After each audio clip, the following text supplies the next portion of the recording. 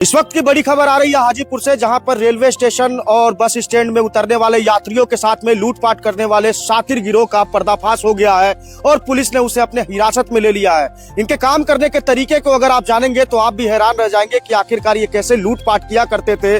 सबसे पहले तो ये मोटरसाइकिल पे 2 की संख्या में रेकी करते थे और तीसरा व्यक्ति जो इनके गैंग का था वो लोगों को टारगेट करता था कि किस व्यक्ति को निशाना बनाया जा सकता है। फिर ये दोनों मोटरसाइकिल से जाते थे और उस यात्री के पास में जाते थे और उसे मदद के नाम पे कि चलिए मैं आपको घर छोड़ देता हूं, और उसे बहला फुसला करके सबसे पहले तो अपने मोटरसाइकिल पे बैठाते थे और फिर उसे रास्ते में ले जाकर के उसके साथ लूटपाट कर वहीं पे छोड़ देते थे। लेकिन अपराधी भी कब तक अपराध करते, क्योंकि कानून का शिकंजा उन पे कसने वाला था। इस मामले को लेकर के हाजीपुर के सदर थाना में और वहीं वैशाली जिले के काजीपुर थाना में पहले से एक प्राथमिकी दर्ज की गई थी और पीड़ित जो यात्री जिसके साथ में लूटपाट हुई थी उन्होंने अब ये मामला दर्ज कराया था। मामले के दर्ज कराने के बाद वही वैशाली पुलिस लगातार इनपुट खंगाल रही थी कि आखिरकार कौन सा ऐसा गिरोह है जो कि यात्रियों के साथ में इस तरीके से लूट की घटना को अंजाम देता है। लेकिन अपराधी भी कहीं अपराध करते करते कहीं भूल गए थे। दरअसल एक पीड़ित जिन्होंने आवेदन दर्ज कराया था उसके साथ में जब लूटपाट हुई तो रात के समय में उन्होंने अपराधी से ही कहा कि मेरा मोबाइल, पैसा सब कुछ तो आपने छीन लिया है, बस एक रिक्वेस्ट है कि आप जो है मुझे एक बार मेरे परिवार से बात करा दीजिए। बस ऐसे में ही अपराधी का दिल पसीज गया और उसने पीड़ित के ही परिवार को फोन लगाया और बात करा दी। ये मामला जब FIR के अंदर रजिस्टर्ड हुआ कि इस तरीके से अपराधी ने जो है अपने फोन से पीड़ित के परिवार को फोन लगाया था, तब से पुलिस जो है पुलिस उस नंबर को लोकेट कर रही थी, उस मोबाइल को लोकेट कर रही थी। लेकिन 2 महीने तक वो नंबर और मोबाइल स्विच ऑफ आ रहा था। लेकिन जैसे ही 2 महीने बाद उस मोबाइल को चालू किया गया, प्रशासन को भनक लग गई कि अब वह शातिर गैंग जो है वो फिर से एक्टिव होने वाला है। और जैसे ही वो कोई बड़ा अपराध या बड़ा क्राइम करता, उससे पहले ही वैशाली प्रशासन की तत्परता ने उसे दर्द दबोचा। लेकिन इन सब मामलों में जहां तक लोगों को जैसे जैसे जानकारी मिल रही है, वैशाली प्रशासन को लेकर के लोगों में काफी उत्सुकता है और लोग प्रशासन के इस काम को काफी सराह रहे हैं। इन सब मामलों में क्या कुछ कह रहे हैं सदर SDPO, जरा इसको सुनते हैं। विगत 3-4 माह में एक आपराधिक गिरोह जो कि सदर थाना क्षेत्र और टाउन थाना क्षेत्र में सक्रिय है, जिसके द्वारा जो है हाजीपुर रेलवे स्टेशन और रामसिस चौक को टारगेट किया था।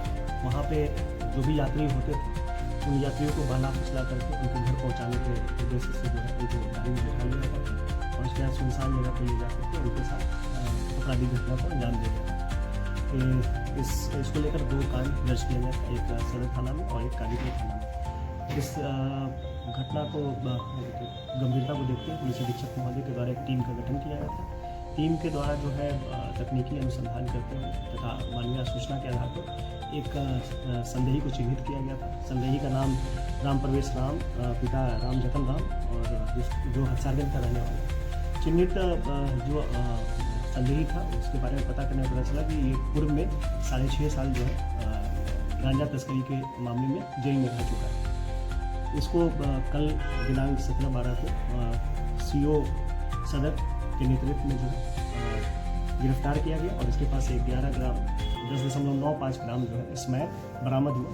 बरामदगी के उपरांत जब इससे पूछताछ किया गया उस 2 आपराधिक घटना के बारे में, तो उस घटना में अपनी संलिप्तता को स्वीकार किया और उस घटना के संबंध में हमारे पास तकनीकी साक्ष्य उपलब्ध है और CCTV फुटेज में इसका फोटो भी दिख रहा है।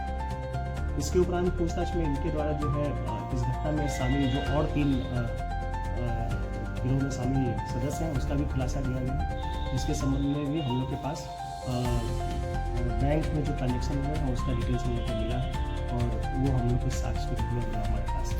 तो जो अन्य बचे हुए इस गिरोह में शामिल सदस्य हैं उसकी गिरफ्तारी के लिए हम लोग प्रयास करें।